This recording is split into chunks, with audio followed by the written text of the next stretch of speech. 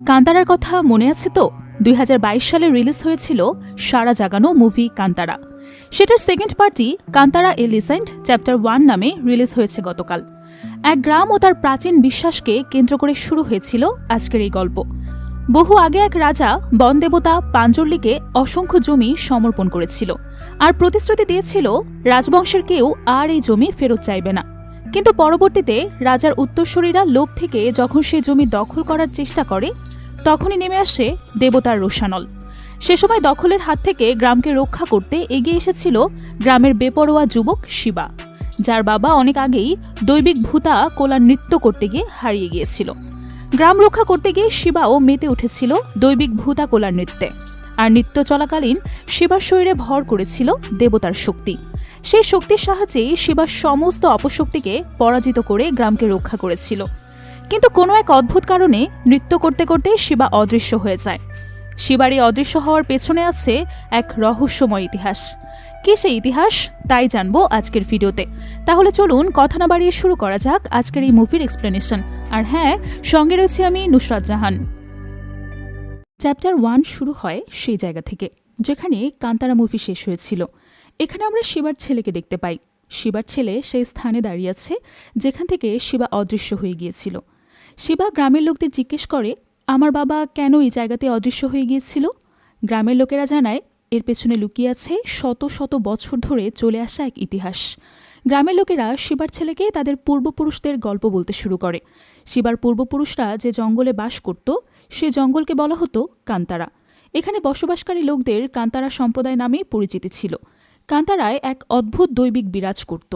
সে সময় কান্তারা জঙ্গল অনেক বেশি মূল্যবান প্রাকৃতিক সম্পদে ভরপুর ছিল, আর এসবের উপর নজর ছিল কান্দব বংশের রাজার।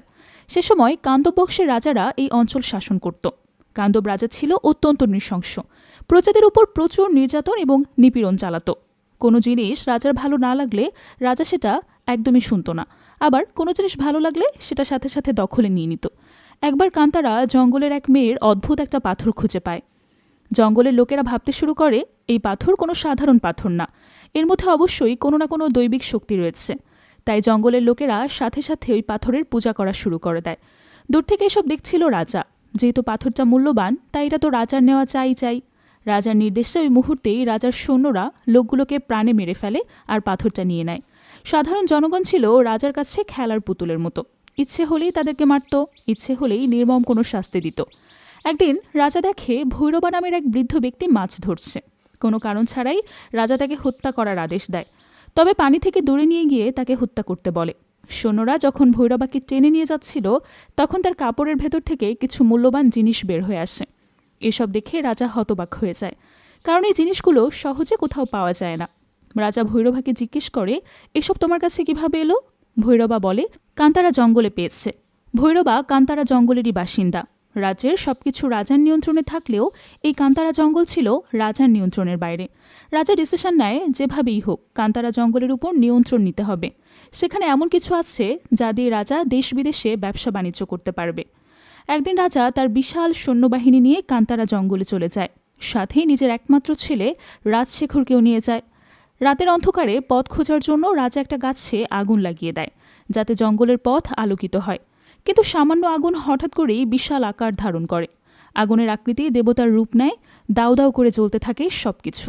আসলে রাজা যে স্থানে আগুন লাগিয়ে দিয়েছে, কান্তারা সম্প্রদায়ের মানুষ সেটাকে পবিত্র স্থান মনে করে। কান্তারার মানুষ এই স্থানকে ভগবানের মধুবন বলে ডাকে। সবাই বিশ্বাস করে ওই স্থানে দেবতা বিরাজমান রয়েছে, আর কোনো রাজার পক্ষেই ওই স্থান দখল করা সম্ভব না। বাস্তবেও তাই ঘটে। আগুনরূপী দেবতা রাজাকে বাধা দেয়। তীব্র আগুন দেখে রাজা হতবাক হয়ে যায়। কিছু বুঝে ওঠার আগেই একটা অদ্ভুত কালো ছায়া রাজাকে গ্রাস করে। সেখানেই মৃত্যু হয় রাজার। এরপর ওই জ্বলন্ত গাছ রাজার শরীরে উপরেই পড়ে। এই সব কিছু দেখে ছুটে আসে কান্তারার লোকেরা। রাজার মৃত্যু হলেও তার ছেলে রাজশেখর জীবিত ছিল। সে ভয়ে জঙ্গলের পথ ধরে এদিক সেদিক ছোটাছুটি করতে থাকে। এক পর্যায়ে সে নদীর তীরে গিয়ে সেন্স হারিয়ে ফেলে। নদীতে ভাসতে ভাসতে রাজশেখর জঙ্গলের আদিবাসী কার্পা সম্প্রদায়ের কাছে গিয়ে পৌঁছায়। কান্তারার লোকদের যেমন দৈবিক শক্তি আছে, তেমনি কার্পা সম্প্রদায়ের কাছে অনেক কালো জাদুর শক্তি রয়েছে। কার্পা সম্প্রদায় বহুবার কান্তারার দেবতাদের নিয়ন্ত্রণ করার চেষ্টা করেছে, কিন্তু প্রতিবারই ব্যর্থ হয়েছে। ওরা জঙ্গলের মাঝখানে গোপন স্থানে বসবাস করে এবং সেখানেই কালো জাদুর অভ্যাস চালায়। কার্পা সম্প্রদায় রাজশেখরকে উদ্ধার করে নিরাপদে তার বাবার রাজ্য বাঙ্গারা রাজ্যে পৌঁছে দেয়। কার্পা সম্প্রদায় রাজশেখরকে সাহায্য করায় রাজশেখর কার্পা সম্প্রদায়কে শ্রদ্ধা করত। তিনি ধীরে ধীরে তার বাবার মতো রাজ্য শাসন শুরু করেন। ধীরে ধীরে রাজশেখর বড় হতে থাকে। বাবার অনুপস্থিতিতে রাজ্যের শাসনভারও সেই পালন করতে শুরু করে। তবে রাজশেখরের মন থেকে কান্তারার ভয় কিছুতেই কাটে না। ওই ঘটনার পর রাজশেখর আর কখনোই কান্তারার দিকে ফিরে তাকায়নি। এর মাঝে কান্তারাতেও ঘটে গেছে অনেক ঘটনা। হঠাৎ একদিন কান্তারার লোকেরা একটা কুয়ার ভেতর ছোট্ট একটা শিশুকে দেখতে পায়। সবাই অনেক বেশি অবাক হয়, কারণ কুয়ার ভেতর তো দেবী চাণ্ডমীর বাহন বাঘ বাচ্চাটার দিকে ঘুরে ঘুরে পাহারা দিচ্ছে। কান্তারার লোকেরা বাচ্চাটাকে কোলে তুলে নেয়। এক মহিলা নিজের সন্তানের মতো লালন পালন করতে থাকে বাচ্চাটার। সে ওই বাচ্চাটার নাম দেয় বেরমে। এদিকে রাজশেখরও নিজের পরিবার গড়ে তুলেছে। রাজশেখরের বড় ছেলে কুলশেখরের জন্মের কিছু বছর পর রাজশেখরের স্ত্রী একটা কন্যা সন্তান জন্ম দেয়। তার নাম দেয় কনকবতী। কিন্তু কনকবতী পঙ্গু হয়ে জন্ম নেয়। চিন্তিত রাজশেখর মেয়েকে সুস্থ করতে সাহায্য নেয় কার্পা আদিবাসীর। যেহেতু তারা বিভিন্ন তন্ত্রবিদ্যায় পারদর্শী, তাই এমন সমস্যা ঠিক করা তাদের জন্য অনেক সহজ ছিল। কার্পা সম্প্রদায়ের এক মহিলা কনকবতীকে নিজের বুকের দুধ পান করায়, আর এতেই ধীরে ধীরে সুস্থ এবং স্বাভাবিক হয়ে যায় কনকবতী। ধীরে ধীরে কুলশেখর এবং কনকবতী বড় হতে থাকে। রাজশেখর সবসময় তাদেরকে একটা কথাই শেখায়, কান্তারা অনেক ভয়ানক স্থান, ভুলেও যেন কেউ সেখানে না যায়। আর বাবার মুখে কান্তারার কথা শুনতে শুনতে কুলশেখরের মনে কান্তারা নিয়ে কৌতূহল জন্মাতে থাকে। কুলশেখর প্রাপ্তবয়স্ক হওয়ার পর রাজশেখরের তার সিংহাসন কুলশেখরের হাতে তুলে দেয়। কিন্তু কুলশেখরের মধ্যে রাজা হওয়ার মতো কোনো গুণই ছিল না। কুলশেখর স্বভাবে ছিল রাজশেখরের একদম বিপরীত। সে তার দাদার মতো অত্যন্ত হিংস্র আর অহংকারী। সে মানুষকে মানুষ বলে মনে করত না। তবুও রাজশেখর পুরো রাজ্য কুলশেখরের হাতে তুলে দেয়, শুধুমাত্র কান্তারা থেকে দূরে থাকতে বলে। কারণ কান্তারায় রাজশেখর তার বাবাকে হারিয়েছে, তাই সে চায় না এক স্থানে গিয়ে তার সন্তানেরও কোনো ক্ষতি হয়ে যাক। কিন্তু রাজ্যের দায়িত্ব পেয়ে কুলশেখর আরও বেশি উগ্র হয়ে ওঠে। বাবার নিষেধ অমান্য করে সে কিছু সৈন্যবাহিনী নিয়ে চলে যায় কান্তারা জঙ্গলে। সাথে যায় কুলশেখরের মন্ত্রী যোগেন্দর। কুলশেখরের সাথে যোগেন্দরের সম্পর্ক বন্ধুত্বপূর্ণ। সেই কুলশেখরের সমস্ত অপকর্মের সাথী। প্রথমে সবকিছু স্বাভাবিক মনে হলেও কুলশেখর জঙ্গলের যত গভীরে যায়, জঙ্গলের পরিবেশ বদলাতে থাকে। গভীর জঙ্গলে ছোকার পর কুলশেখর জঙ্গলে প্রাণী শিকার করতে শুরু করে। ঠিক তখনই অদৃশ্য এক শক্তি ওদেরকে বাধা দিতে শুরু করে। এসব দেখে কুলশেখর এবং যোগিন্দর সৈন্যদেরকে রেখেই পালিয়ে যায়। আসলে কোনো অদৃশ্য শক্তি না, কুলশেখরের সৈন্যদের উপর হামলা করেছে কান্তারার লোকেরাই। ওরা নিজেদের লুকিয়ে রেখে শত্রুদের প্রতিরোধ করার কৌশল সম্পর্কে জানে, আর এই কারণেই ওদের হঠাৎ হামলা ভৌতিক মনে হয়। কান্তারার লোকেরা কুলশেখরের সৈন্যদের একে একে মারতে থাকে। এখানে আমরা বেরমেকেও দেখতে পাই। বেরমে কান্তারাবাসীদের নেতৃত্ব দিচ্ছিল। কান্তারাবাসীদের হামলায় কিছু সৈন্য মারা যায় আর কিছু পালিয়ে যায়। শুধুমাত্র চেন্না নামের এক সৈন্যকে ওরা জীবিত অবস্থায় গ্রামের ভেতরে নিয়ে যায়। ওই সৈন্যকে দেখে কান্তারার প্রধান জানতে চায় কোথা থেকে ধরেছে কে। বর্মে প্রধানকে সবকিছু জানায় এবং এটাও জানায় যে ওই সৈন্যের সাথে আরও অসংখ্য সৈন্য ছিল। প্রধানের মুখ একটু ফ্যাকাশে হয়ে যায়। সে বুঝতে পারে রাজার লোকেরা এসেছিল। কান্তারার প্রধান সবাইকে সাবধান করে বলে বহু বছর পর আবারও কোনো রাজার নজর পড়েছে কান্তারার দিকে। প্রধান কান্তারাবাসীদের জঙ্গলের সীমান্তে পাহারা দেওয়ার নির্দেশ দেওয়া হয়, যাতে বাইরে থেকে কেউ জঙ্গলের ভেতরে প্রবেশ করতে না পারে। রাজার লোকেরা যদি এভাবে কান্তারায় প্রবেশ করতে থাকে, একদিন কান্তারাবাসীদের বিপদেই পড়তে হবে। কিন্তু বেরমে প্রধানের কথায় একমত হতে পারে না। যদিও সে সরাসরি প্রধানকে কিছু বলে না, তবে সে নিজের বন্ধুদের সামনে বলে, যারা আমাদেরকে দেখে ভয়ে লেজ গুটিয়ে পালিয়ে গেছে, তাদেরকে এত ভয় পাওয়ার কী প্রয়োজন? আমার তো মনে হয় আমাদের উচিত ওদের রাজ্য থেকে একবার ঘুরে আসা। ওরা যদি আমাদের কান্তারায় প্রবেশ করতে পারে, তাহলে আমরা কেন ওদের ওখানে যেতে পারবো না? আমাদের দেখা উচিত কি আছে ওদের রাজ্যে।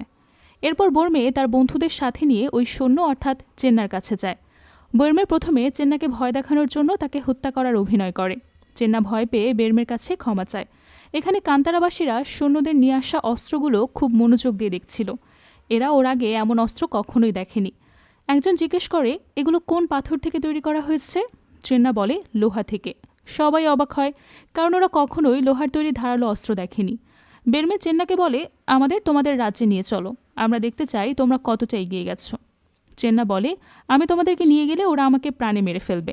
বেরমে বলে, তুমি নও, আমরা তোমাকে নিয়ে যাব, কোনো ক্ষতি হবে না তোমার। চেন্নার এখন দুদিকেই বিপদ, তাই সে তার কথায় রাজি হয়ে যায়। বেরমে আর তার সাথীরা কুলশেখরের সৈন্যদের পোশাক পরে নেয়, যাতে বাঙ্গারা রাজ্যের লোকেরা তাদেরকে নিয়ে নিজেদের সৈন্য মনে করে সহজে রাজ্যে প্রবেশ করতে দেয়। এরপর চেন্নার সাহায্যে বেরমে ও তার সাথীরা বাঙ্গারা রাজ্যে পৌঁছায়। বেরমে আর তার সাথীরা বিশাল রাজপ্রাসাদ আর প্রাসাদের আভিজাত্য দেখে হতবাক হয়ে যায়। অন্যদিকে কুলশেখরের আজ প্রথম রাজসভা। সবাই কুলশেখরের জন্য অপেক্ষা করছিল, কিন্তু কুলশেখর নিজের অন্দরমহলে মদ পান করে মেয়ে নিয়ে ফুর্তি করছিল। কোনো রকম চোখ মুখ ধুয়ে সে রাজসভায় চলে যায়, কিন্তু তার নেশার ঘোর এখনও কাটেনি। সে অসংলগ্ন আচরণ করতে শুরু করে, যা দেখে সবাই বুঝে যায় কুলশেখর রাতভর নেশা করেছে। অন্যদিকে বেরমে আর তার সাথীরা প্রথমবার তখনও রাজপ্রাসাদের আশেপাশেই ঘুরে বেড়াচ্ছিল। রাজপ্রাসাদের বাইরে বিশাল মন্দির তৈরির কাজ চলছে। সেই কাজ পরিদর্শন করতে আসে রাজশেখরের মেয়ে কনকবতী। বেরমে আর তার সাথীরা প্রথমবার কোনো রাজকুমারীকে দেখতে পায়। প্রথম দেখাতেই রাজকুমারীর সৌন্দর্যে বিমোহিত হয়ে যায় বর্মে। কনকবতী মূর্তি তৈরির কাজ শুরু করতে বলে, কিন্তু মূর্তি তৈরি করার জন্য পাথরে আঘাত করা মাত্র এক টুকরো পাথর ছিটকে গিয়ে এক বিশাল মৌচাকে আঘাত করে। সাথে সাথে চাকের সমস্ত মৌমাছি উঠতে শুরু করে। সবাই আতঙ্কে ছোটাছুটি করতে শুরু করে। তখন বেরমে একটা পর্দা দিয়ে কনকবতীকে ঢেকে দেয়। এতে করে কনকবতী মৌমাছি থেকে রক্ষা পায়। কনকবতী বেরমের পরিচয় জানতে চাইলে বেরমের সাথীরা কৌশলে বেরমেকে সেখান থেকে সরিয়ে নেয়। তারপর ওরা ঘুরতে ঘুরতে বাজারে চলে যায়, কিন্তু বেরমের সাথীরা খেয়াল করে বাজারে এমন কিছু উপকরণ বিক্রি করা যেগুলো শুধুমাত্র কান্তারায় পাওয়া যায়। ওরা আরও খেয়াল করে রাজ্যের মানুষ অনেক মূল্য দিয়ে সেসব জিনিস কিনে নিচ্ছে। যেহেতু এগুলো কান্তারার জিনিস, বেরমের সঙ্গীরা রাজ্যের লোকেদের কাছ থেকে সেগুলো কেড়ে নিতে শুরু করে। ফলে রাজ্যের লোক তাদেরকে চোর মনে করে ধরে ফেলে। কিছুক্ষণের মধ্যেই রাজ্যের লোকেরা বুঝতে পারে বেরমে আর তার সাথীরা রাজ্যের সৈন্য না, বরং তারা বাইরে থেকে এসেছে। বেরমে তার সাথীদের নিয়ে পালিয়ে যাওয়ার চেষ্টা করে, কিন্তু বাঙ্গারা রাজ্যের সৈন্যরা বেরমেও তার সাথীদের ধরার জন্য সর্বোচ্চ চেষ্টা করতে থাকে। এক পর্যায়ে বেরমেও তার সাথীরা পাহাড়ের একদম কিনারায় চলে যায়, যার ফলে সৈন্যরা ওদের সবাইকে ধরে ফেলে। সৈন্যরা ওদেরকে রাজসভায় নিয়ে যায়। কুলশেখরকে সমস্ত ঘটনা জানানোর পর কুলশেখর বেরমের কাছে তার নাম পরিচয় জানতে চায়। বেরমে বিনা দ্বিধায় বলে, কান্তারা থেকে এসেছি আমরা। সাথে সাথে সমস্ত সৈন্যরা তাদের দিকে অস্ত্র তুলে ধরে এবং লোহার শিকল দিয়ে সবাইকে বেঁধে ফেলে। কুলশেখরের আদেশে ওদের উপর প্রচুর নির্যাতন করা হয়, কিন্তু বেরমে আর তার সাথীরা নীরবে সমস্ত আঘাত সহ্য করে নেয়। সৈন্যরা মারতে মারতে ক্লান্ত হয়ে যায়, কিন্তু ওদের উপর কোনো প্রভাবই পড়ে না। তখন রাজশেখর বেরমেকে জিজ্ঞেস করে, কেন এসেছো তোমরা এখানে? বেরমে বলে, আপনারা আমাদের কান্তারা দেখতে গিয়েছিলেন, তাই আমরা আপনাদের রাজ্য দেখতে এসেছি। রাজশেখর বুঝতে পারে কুলশেখর তাকে না জানিয়ে কান্তারায় গিয়েছিল। কুলশেখর বলে, কান্তারার ভেতরে যাইনি, জঙ্গলের বাইরে থেকেই দেখে এসেছি। রাজশেখর কুলশেখরকে বলে, কান্তারা লোকদের সাথে শত্রুতা করা ঠিক হবে না।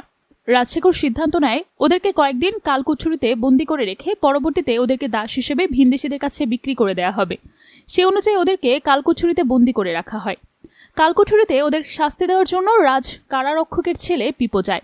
পিপো অপরাধীদের শাস্তি দেওয়ার জন্য বিশেষ কৌশল অবলম্বন করে, যা অনেক বেশি ভয়ানক।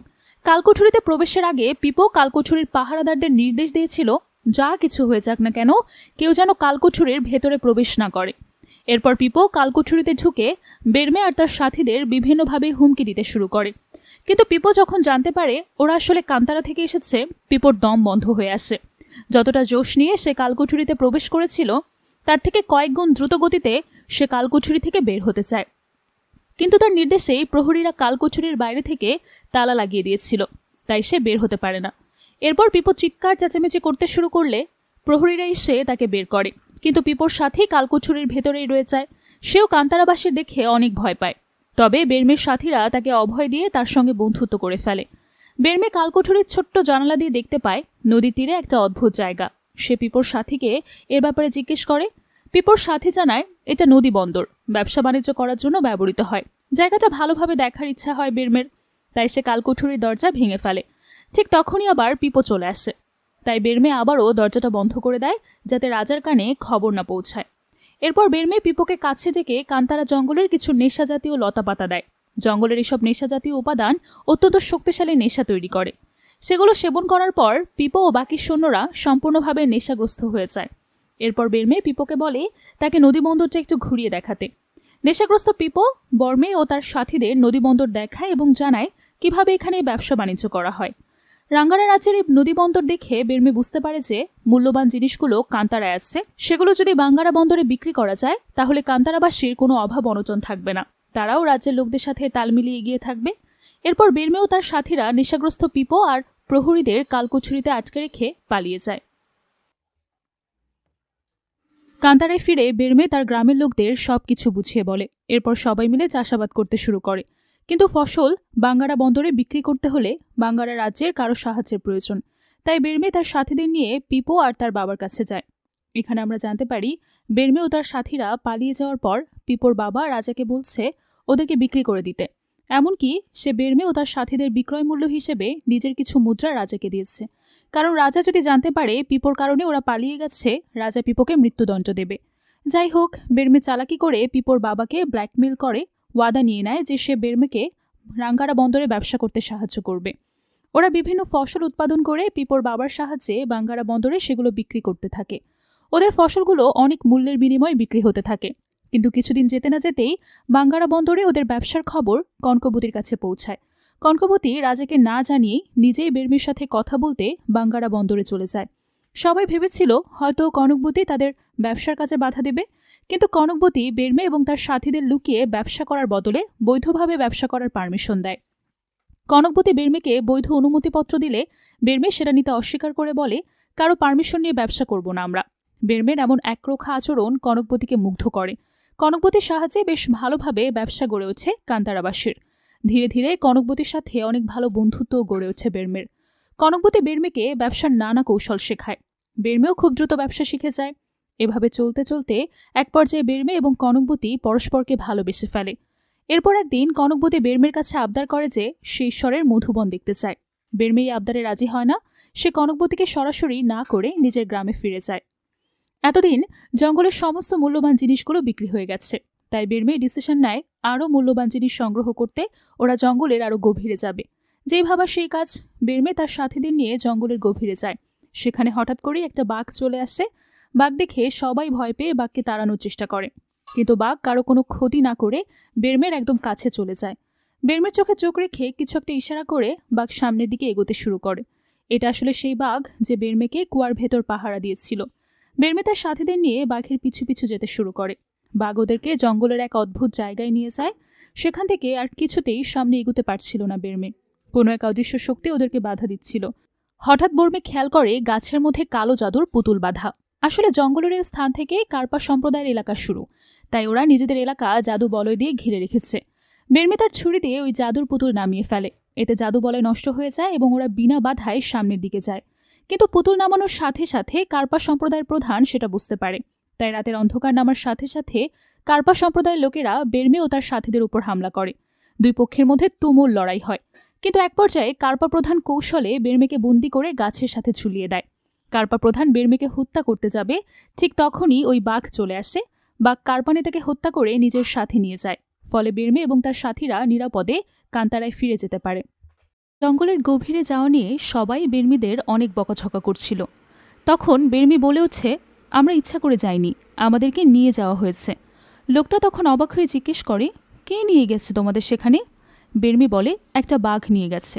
সেটা শুনে সবাই হতবাক হয়ে যায়। বেরমি ওই বাঘের ব্যাপারে তো কিছুই জানতো না। তাই লোকটা তাকে কার্পা সম্প্রদায় নামের একটা জাতিগোষ্ঠীর গল্প শোনাতে শুরু করে। বহু বছর আগে কার্পা সম্প্রদায়ের লোকেরা এসে তাদেরকে রিকোয়েস্ট করে বলেছিল যে বন্যায় তাদের গ্রাম ধ্বংস হয়ে গেছে, তাই তারা ঈশ্বরের মধুবনে একটু আশ্রয় নিতে এসেছে। কান্তারার লোকেরা তখন ইমোশনাল হয়ে তাদেরকে আশ্রয় দিয়ে দেয় ঠিকই, কিন্তু তারপরেই কার্পার লোকদের আসল উদ্দেশ্য সামনে আসে। তারা এই জঙ্গলের বিশেষত্ব সম্পর্কে জানত, তবে তারা ঈশ্বরের মধুবন দখল করতে আসেনি। তারা এসেছিল ওই বনে প্রতিষ্ঠিত দেবতাদেরকে বশ করতে। তারা কালো জাদু এবং শয়তানি শক্তির পূজারী ছিল। নিজেদের এই জঘন্য উদ্দেশ্য সাধনের জন্য তারা ওই জঙ্গলের ভেতর জাদুটোনা করতে শুরু করে।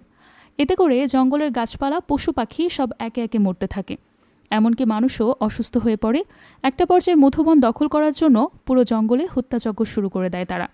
এরকম সিচুয়েশনে কান্তারা বাসীদেরকে বাঁচাতে দেবী পার্বতী তার এক অবতারকে পাঠায়, আর সে অবতারই হচ্ছে বাঘ। তার ভয়ে কার্পার লোকেরা পালিয়ে গিয়েছিল ঠিকই, কিন্তু আজও জঙ্গলের গভীরে তারা তাদের কালো জাদুর কাজকর্ম চালিয়ে যাচ্ছে। আর সে কারণেই কান্তারার লোকেরা কখনোই ওই দিকটাতে যায় না। বেরমি কথাগুলো শুনে একদম নীরব হয়ে যায়। পরদিন সকালে কুলশেখর রাজসভায় বসে গান গাচ্ছিল। তখন তার মন্ত্রী যোগেন্দর তাকে বলে, তোমার কণ্ঠে একটু গান শোনা গেলে খুব ভালো লাগতো। কুলশেখর তখন এক্সাইটেড হয়ে গান গাইতে শুরু করে, কিন্তু তার গানের সুর শুনে অর্ধেক মানুষ ভয়ে সেখান থেকে পালিয়ে যায়, আর বাকি অর্ধেক শকড হয়ে তার দিকে তাকিয়ে থাকে। এবং সেজন্য তার সেনাপতি দৌড়ে আসে রাজাকে বাঁচাতে। কারণ সে ভেবেছিল রাজা কোনো বিপদে পড়ে হয়তো চিৎকার করছে। তবে যখন সে আসল ঘটনা বুঝতে পারে, বিষয়টা সামলানোর জন্য বলে দেয় কান্তারার লোকেরা বন্দর দখল করে ব্যবসা করছে। এটা শুনে যোগেন্দ্র বন্দরে যেতে চাইলে কুলশিখর তাকে থামিয়ে দিয়ে আবারও গান বাজনায় মনোযোগ দেয়। তখন তার সেনাপতি বলে, রাজকুমারীর সাথে ছেলেটার মেলামেশা দেখে আমার মনে হচ্ছে রাজসিংহাসন আপনার হাত ছাড়া হয়ে চলেছে। এই কথাটা শুনে কুলশিখর সহ্য করতে পারে না। সে তৎক্ষণাৎ সেনাপতির মাথা কেটে ফেলে। এরপর যোগন্তরকে বলে, যাও এবার তুমি গিয়ে দেখে আসো। যোগন্তর তখন খুব স্টাইল করে বন্দরে পৌঁছে যায়। সে ভেবেছিল তাকে দেখা মাত্রই সবাই তার জয়গান করতে ছুটে আসবে, কিন্তু কেউই তার দিকে একটাবার ফিরেও তাকায় না। তাই বেচারা নিজেই নিজের জয়গান করে। এরপর তার সেই লোকটাকে খুঁজতে শুরু করে, যে কান্তারার লোকদেরকে সেখানে ব্যবসা করতে দিয়েছে। লোকটা সামনে এগিয়ে আসলে সে সবার সামনে তাকে অপমান করতে শুরু করে। লোকটা তখন তাকে বোঝানোর চেষ্টা করে যে তারা মানুষের সামনে কথা না বলে আড়ালে গিয়ে কথা বলতে পারে, কিন্তু যোগেন্দর আর কোনো কথাই শোনে না এবং চাবুক দিয়ে তার উপরে আঘাত করতে চায়। লোকটা তাকে হাত জোর করে বলে, অন্তত আমার বয়সের দিকটা খেয়াল করো। কিন্তু যোগেন্দর সেটাও না শুনে যখনই তার উপর চাবুক দিয়ে আঘাত করতে যাবে, তখনই বর্মি এসে চাবুকটা ধরে ফেলে। তাকে দেখে লোকটা মনেও সাহস জেগে ওঠে। সে যোগেন্দ্রকে সতর্ক করে দেয় যে তার এই মুহূর্তে চাবুকটা ছেড়ে দেওয়াই বুদ্ধিমানের কাজ হবে। কিন্তু এই যে যোগেন্দর তো কারো কথাই শোনে না, যেমন রাজা তেমনি তার মন্ত্রী। ফলশ্রুতিতে নাকমুখ ভেঙে নিয়ে সে পৌঁছে যায় কুলশেখরের কাছে। আর এমন সিচুয়েশন দেখে কুলশেখর অবাক হয়ে যায়। তখন যোগেন্দর তাকে বলতে শুরু করে যে বন্দরে সে কী করেছিল আর তার কাজের প্রেক্ষিতে কিভাবে কান্তারার লোকেরা তার উপর হামলা করেছে। বের্মি একাই তাদের সবাইকে কুপকাত করে ফেলেছে। একটা মানুষও তার শক্তির সামনে টিকতে পারেনি, যেন মুহূর্তের মধ্যেই কোনো ভয়ঙ্কর তুফান এসে সবকিছু ভেঙে চুরে চুরমার করে দিয়েছে। এরপর যোগেন্দর বাধ্য হয়ে সমুদ্র পাহারায় থাকা সৈন্যদেরকে ডেকে পাঠায়, কিন্তু দুঃখের বিষয়ে চালা লুকিয়ে তারা জাহাজটাও ডুবিয়ে দেওয়ার ব্যবস্থা করে। অবশেষে যোগেন্দর আর কোনো উপায় না পেয়ে হার মেনে নেয়। তখন বের্মি সবার সামনে ঘোষণা দেয় যে এবার থেকে তারা আর বন্দরে ব্যবসার জন্য কোনো রকম অনুমতিও দেবে না, আর কোনো খাজনাও দেবে না। এখন থেকে পুরো বন্দর তারাই দখল করে নেবে। বান্দ্রার লোকেরা তাদের স্পর্শ করা জিনিস ছুঁয়েও দেখে না, তাই এবার কান্তারার লোকেরা পুরো বান্দ্রাটাকে স্পর্শ করবে। এসব কথা শুনে কুলশেখরের ভীষণ রাগ হয়। সে যোগেন্দরকে কিছু বলতেই যাবে, তখনই হঠাৎ তার বাবা চিৎকার করে বলে, কুলশেখর, এখনও অপেক্ষা করছো কেন? ওর মাথাটা কেটে ফেলো। কান্তারার লোকদের সামনে থেকে পালিয়ে এসে ও আমাদের নাক কাটিয়ে দিয়েছে। কুলশেখর হয়তো নিজে থেকেই কাজটা করত, কিন্তু এখন তার বাবা যখন অর্ডার দিয়েছে তখন আর সে যোগেন্দরকে কিছুই বলতে চায় না। উল্টো তার বাবাকে বলে, আপনি তো কান্তারার লোকদেরকে পর্যন্ত ছেড়ে দিয়েছেন, তাহলে একে মারবো কেন? এ তো আমাদের আপনজন। তখন রাজশেখর রেগে গিয়ে বলে, এসব অকর্মার ঠেকিগুলোকে বড় বড় পদে বসানোর কারণে তোমার আগে করুণ অবস্থা হবে। বন্দরটা আমাদের হাতে থেকে গেল, তোমাকে রাজার পদে বসিয়েছি রাজ্যের উন্নতির জন্য, কিন্তু তুমি কি করছো? সেটা শুনে কুলশেখর খেপে গিয়ে বলে, হ্যাঁ, রাজার সিংহাসনে বসিয়েছেন, কিন্তু আর কি করেছেন? আমি তো শুধু নামেই রাজা। কোনো সেনাই আমার কথা শোনে না, আমাকে কোনো ডিসিশন নেওয়ার সুযোগও দেওয়া হয় না।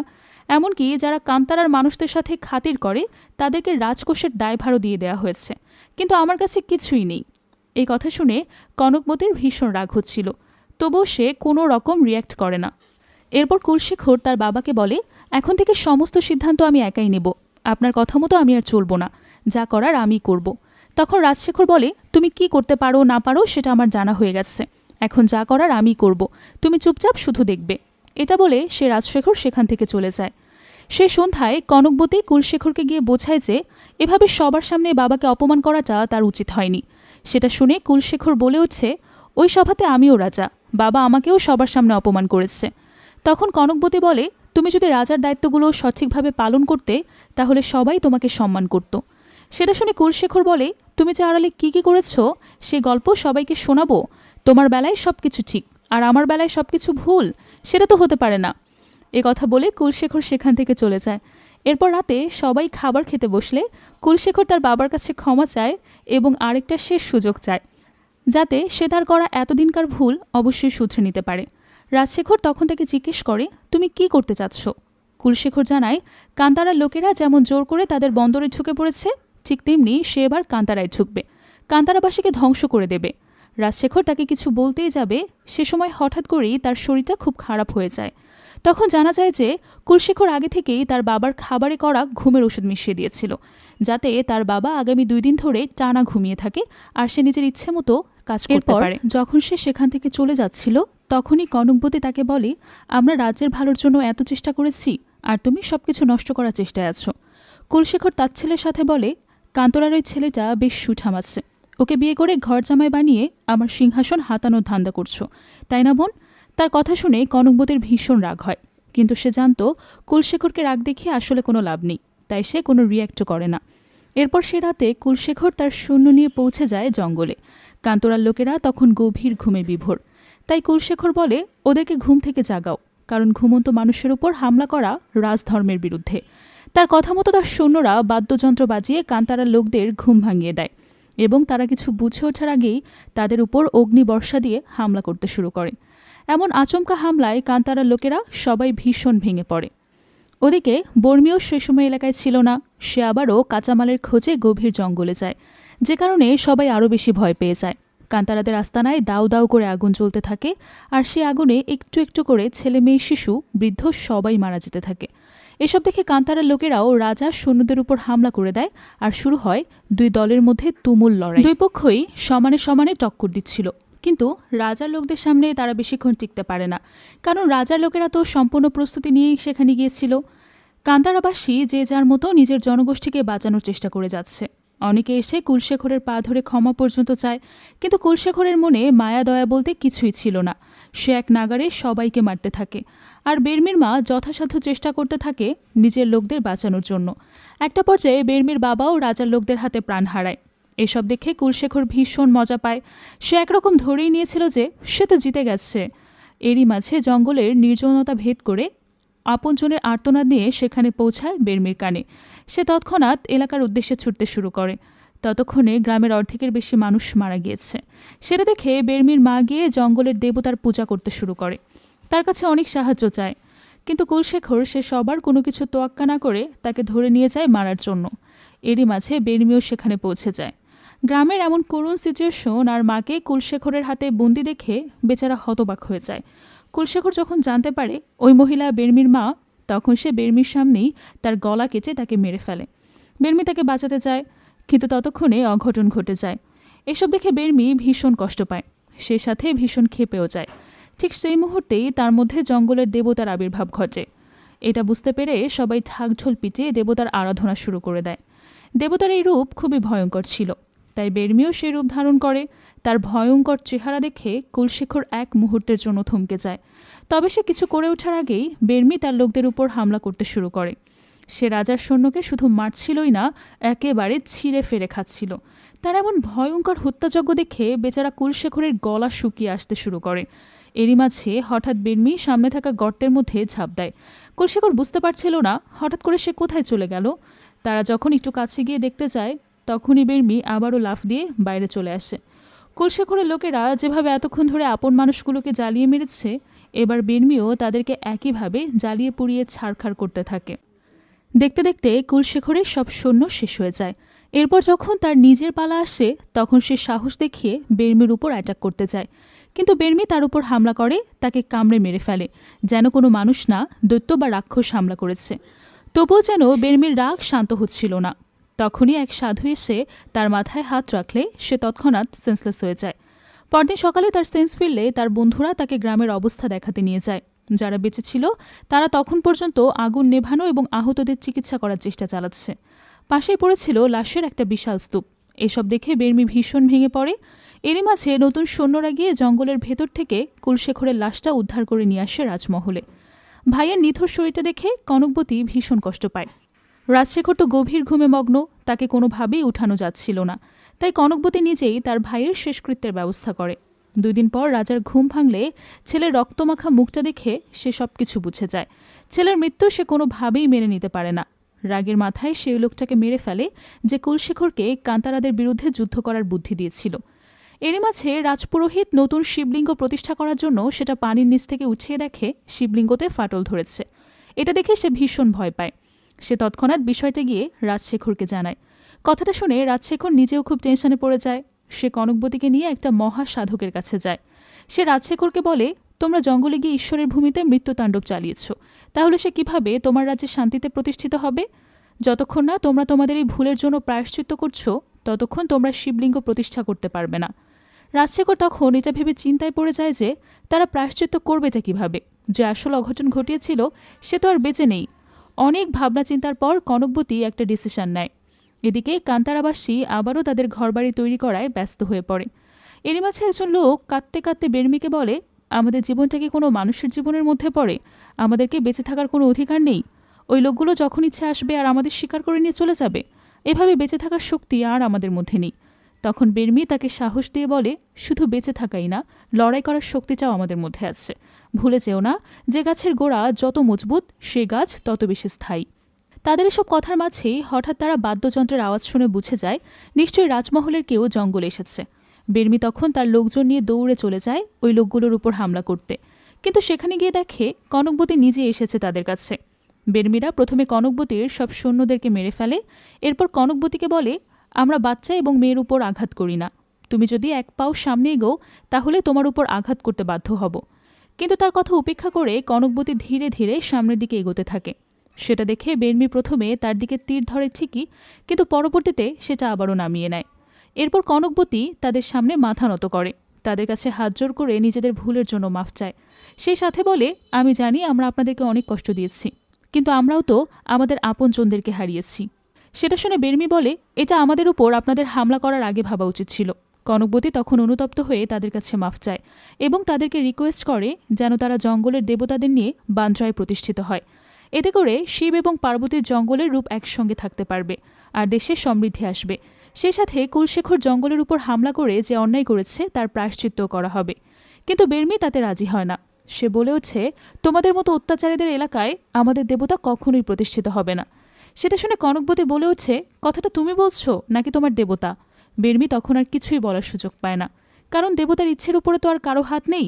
অনেক ভাবনা চিন্তার পর তাদের নেতা কনকবতীর কথা মেনে নিতে রাজি হয়। বের্মিও তখন তার কথা মেনে নেয় এবং পরদিন শিবলিঙ্গের স্থাপনার সময় সে নিজেই জঙ্গলের দেবতাকে সসম্মানে নিয়ে গিয়ে বান্দ্রায় প্রতিষ্ঠিত করে। পুরো সাম্রাজ্য তখন উৎসবে মেতে ওঠে। বান্দ্রা এবং কান্তারাবাসীরা সবাই ভীষণ খুশি ছিল। দেবতার প্রতিষ্ঠা উপলক্ষে কনকবতী নিজে হাতে কান্তারাবাসীদের উপহার দেয়। নিজের লোকগুলোকে খুশি দেখে বের্মিও অনেকটা শান্তি পায়। কিন্তু কনকবতীর ওপর রাগ তার এখনও কমেনি। অবশ্য রাগটা কনকবতীর উপরে ছিল না, ছিল সম্পূর্ণ রাজ পরিবারের উপর। কনকবতী তার সাথে কথা বলতে গেলে বের্মি তাকে এড়িয়ে চলে যায়। তবে পূজার অনুষ্ঠানে কোনো রকম ত্রুটি সে রাখে না। সবার সাথে মন খুলে সেও আনন্দ করে এবং রাজপরিবারের সঙ্গেই পূজায় অংশ নেয়। পরদিন রাজসভায় সম্পূর্ণ আনুষ্ঠানিকতার সাথে সবার হাতে আরতির থালা তুলে দেওয়া হয়, যাতে সবাই নির্দ্বিধায় শিবের পূজা করতে পারে।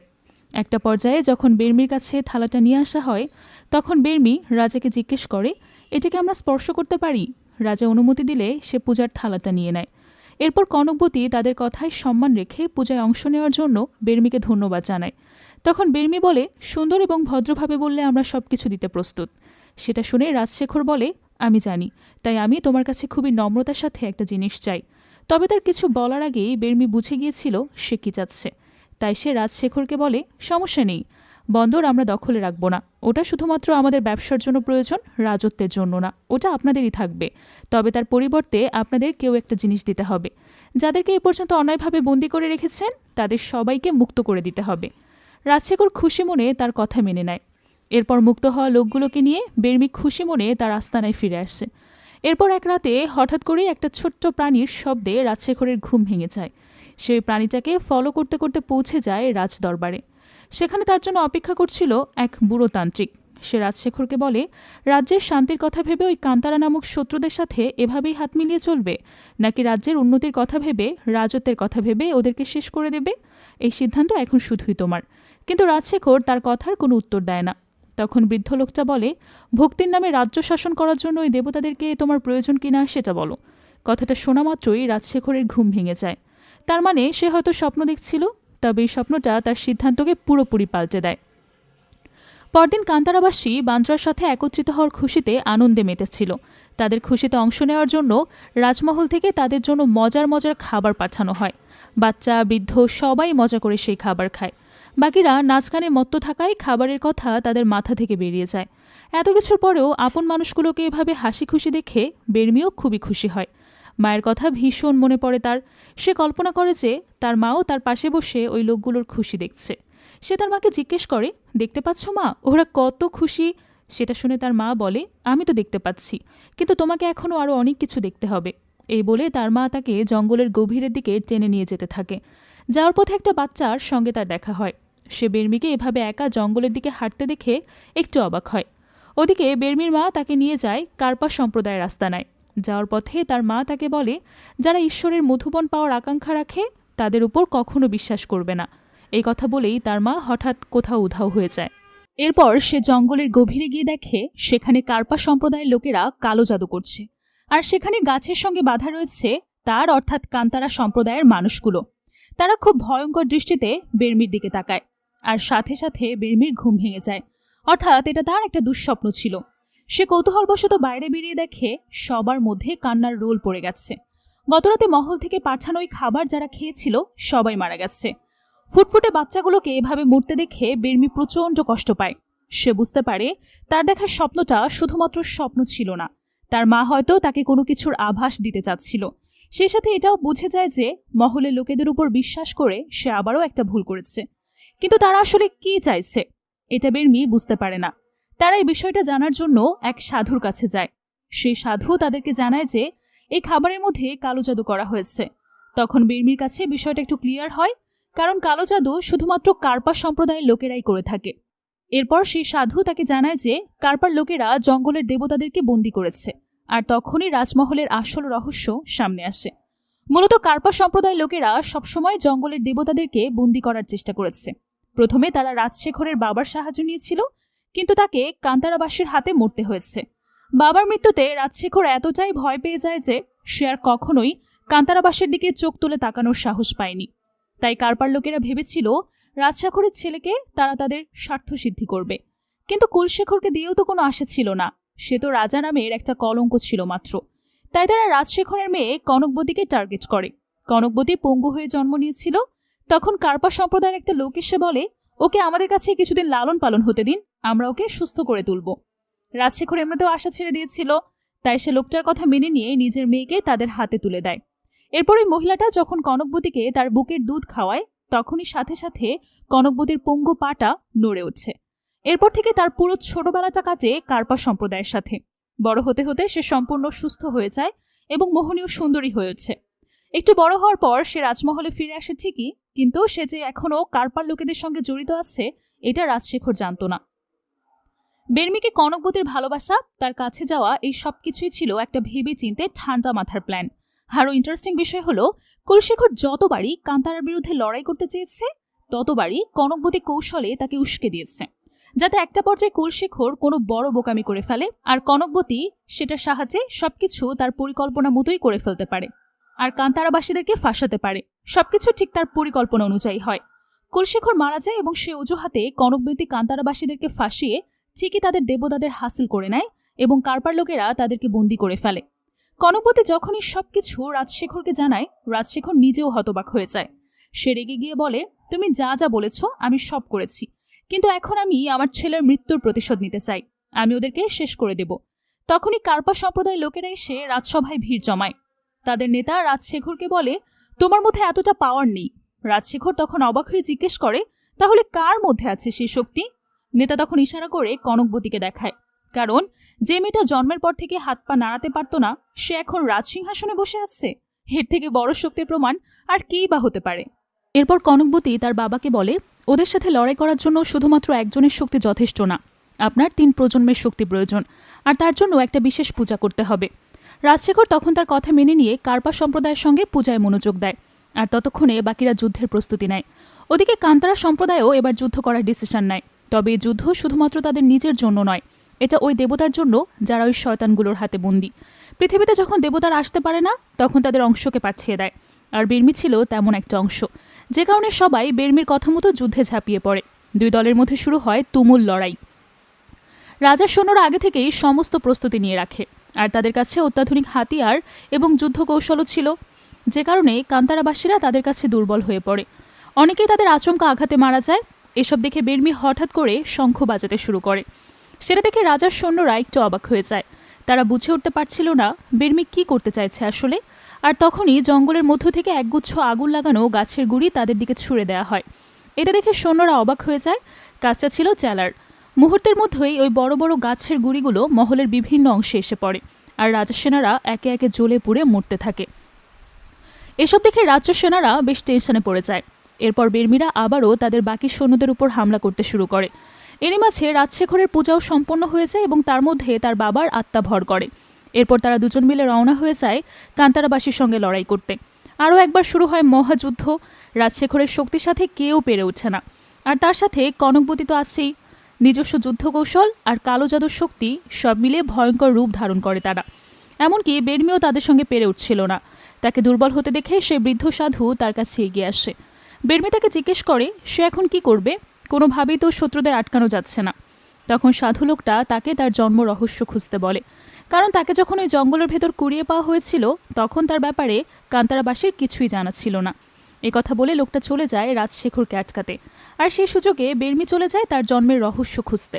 হাঁটতে হাঁটতে সে জঙ্গলের অনেকটা গভীরে চলে যায়। বৃদ্ধ লোকটা তাকে বলেছিল গঙ্গার জল তাকে পথ দেখাবে, তাই সে গঙ্গার জলের অনুসরণ করতে করতে পৌঁছে যায় একটা বিশাল গাছের সামনে। সেই গাছের কোটরে ঢুকতেই সে দেখা পায় ওই জঙ্গলের আসল দেবতার। এরই মাঝে এক ভয়ঙ্কর আওয়াজ শুনে বের্মি ঘাবড়ে যায়। সে তৎক্ষণাৎ ওই আওয়াজটাকে অনুসরণ করতে করতে সামনের দিকে এগোলেই এক ভয়ঙ্কর রাক্ষসের দেখা পায়। তার মানে জঙ্গলে যে ব্রহ্মদত্তের গল্প সবাই শুনেছে সেটা মিথ্যা না, আসলেই ব্রহ্মদত্ত সেখানে আছে। সে কিছু বুঝে ওঠার আগেই ব্রহ্মদত্ত তার উপর অ্যাটাক করে দেয়। বের্মি কোনোভাবেই তার সঙ্গে পেরে ওঠে না। লড়াইয়ের একটা পর্যায়ে সে পৌঁছে যায় একটা উঁচু পাহাড়ে। সেখানে এক জাগ্রত শিবলিঙ্গ স্থাপন করা ছিল। দত্ত বের্মিকে সেখান থেকে ফেলে দিতে চাইলে বের্মি অলৌকিকভাবে একটা ত্রিশূলের সাহায্য নিয়ে নিজের জীবন বাঁচায়। আর তখন ওই শিবলিঙ্গের সাথে থাকা সাপটা এসে তার গলা এমনভাবে পেঁচিয়ে বসে যেন সে নিজেই শিবের অংশ। এটা দেখে দত্ত হতবাক হয়ে যায়। সে বুঝতে পারে বের্মি আসলেই শিবের অংশ, তাই সে বের্মির সামনে মাথা নত করে ফেলে। ততক্ষণে কনকবতীরা ওই বৃদ্ধ সাধুকে মেরে ফেলেছে। তারপর তারা বের্মিকে খুঁজতে শুরু করে, আর তখনই হঠাৎ একটা আগুনের গোলা এসে রাজার সৈন্যদেরকে এক নিমিষেই শেষ করে দেয়। তারপর বের্মি অগ্নিরূপে প্রকট হয় তাদের সামনে। তাকে দেখে কনকবতী আর রাজা একেবারে হতবাক হয়ে যায়, আর বাকিরা হাত জোড় করে প্রণাম করতে শুরু করে। সেটা দেখে কার্পানেতা বলে এটা আমার শিকার। এই বলে সে যখন দেবতার উপর হামলা করবে তখনই অবতার থেকে সেই বাঘ এবং বের্মি দুজনেই বের হয়ে আসে কনকবতীর উপর হামলা করার জন্য। বাঘে ওই নেতাকে এক থাবায় শেষ করে দেয়, কিন্তু যখনই বের্মি রাজশেখরের উপর হামলা করতে যাবে তখনই কনকবতী তার সামনে এসে দাঁড়ায়। তাকে দেখে বের্মি থেমে গেলে কনকবতী বলে হাতে ত্রিশূল থাকলেই কেউ শিবের অংশ হয়ে যায় না। তুমি এই মুহূর্তে এই ব্রহ্মাণ্ডের অন্যতম শক্তিশালী মেয়ের সামনে দাঁড়িয়েছ। আমার কাছে সব শক্তিই তুচ্ছ। সেটা শুনে বের্মি বলে ওঠে তুমি যদি শক্তিশালী হয়ে থাকো তাহলে সে কে? এই কথা বলতে না বলতেই এক অদ্ভুত নুপুরের আওয়াজ ভেসে আসতে থাকে তাদের কানে, আর তারপর মুহূর্তেই দেবী পার্বতীর সবচেয়ে ভয়ঙ্কর রূপ চামুণ্ডী এসে ভর করে বের্মির উপর। কনকবতী তার উপর অ্যাটাক করতে গেলে সে কনকবতীকে তুলে নিয়ে ঠিক তেমনভাবেই হত্যা করে যেমনটা দেবী দুর্গা অসুরকে মেরেছিল। এটা দেখে রাজশেখর তার উপর হামলা করতে গেলে বের্মি তাকেও ত্রিশূলের আঘাতে শেষ করে দেয়। সবাইকে শেষ করার পর কান্তারাবাসী বের্মিকে চামুণ্ডী রূপে সাজিয়ে তার পুজো করে। পুজো শেষে বের্মি আবারও সামনে থাকা ওই গর্ত অর্থাৎ কুয়োর মধ্যে ঝাঁপ দিয়ে গায়েব হয়ে যায়। এই গল্পটা শোনার পর ওই কিশোর ছেলেগুলো জিজ্ঞেস করে তাহলে সেই কুয়োটা কোথায় গেল, কারণ তখন সেখানে কোনো কুয়ো ছিল না। তখন কান্তারার সেই লোকটা বলে সেটা আরেকদিন বলবো। আর এই অসম্পূর্ণ মুহূর্তের মধ্য দিয়ে আজকের এই অসাধারণ গল্পটা শেষ হয়ে যায়। কান্তারা মুভির আরও অনেকগুলো চ্যাপ্টার আসতে চলেছে, তাই ওই কুয়াটা অদৃশ্য হয়ে যাওয়ার পেছনে কী রহস্য আছে সেটা আমরা আগামী চ্যাপ্টার থেকে জানতে পারবো। আজকের এই গল্পটা আপনাদের কাছে কেমন লেগেছে অবশ্যই কমেন্টে জানাতে ভুলবেন না। দেখা হবে পরের ভিডিওতে। আজকের মতো বিদায় নিচ্ছি। সঙ্গে থাকার জন্য অসংখ্য ধন্যবাদ।